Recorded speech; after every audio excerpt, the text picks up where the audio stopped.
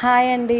Work blouse కొత్తగా కుట్టేవారు ఎలా కుట్టాలో ఇప్పుడైతే ఈ కంప్యూటర్ వర్క్ బ్లౌజ్ని కట్ చేసి నేను చూపెడుతున్నాను.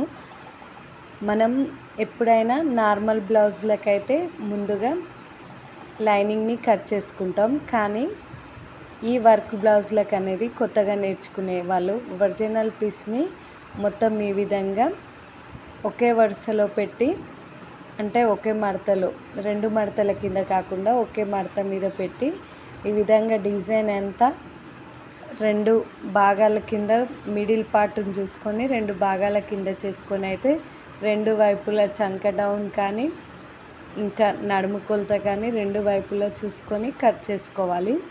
ఎందుకంటే ఇక్కడ షోల్డర్స్ దగ్గర చూస్తున్నారు కదా, 2 మడతల కింద పెట్టి కట్ చేస్తే మనకనేది ఒక్కొక్కసారి వర్క్ మనం వేయించుకున్నదైతే ఏం కాదు, కానీ మన బ్లౌజ్ సైజ్ది అయితే ఏం కాదు. కానీ అదే వర్క్ ఆల్రెడీ వేసింది తెచ్చుకుంటే మన సైజు ఉండదు కాబట్టి షోల్డర్స్ దగ్గర ఎక్కువ తక్కువలు అనేటివి వస్తాయి అన్నమాట.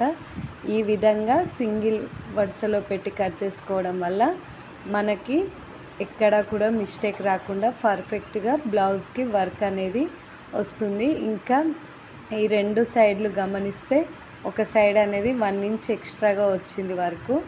మనకి కొత్తగా నేర్చుకునే వాళ్ళకైతే కొంచెం కన్ఫ్యూజ్గా అయిపోతుంది. వర్క్ బ్లౌజులు నార్మల్ బ్లౌజులు ఎంత పర్ఫెక్ట్గా కుట్టినా సరే వర్క్ బ్లౌజుల దగ్గర వచ్చేసరికి ఇబ్బంది అవుతుంది.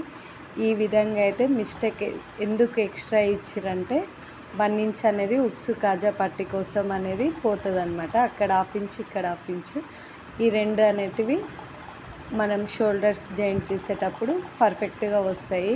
ఉక్సు కాజా పట్టి కట్ చేసిన తర్వాత హ్యాండ్స్ కూడా మనం డబల్ లేయర్ కింద పెట్టకుండా సింగిల్గా సపరేట్గా కట్ చేసుకోవడం వల్ల మనకు పర్ఫెక్ట్గా వస్తుంది బ్లౌజ్.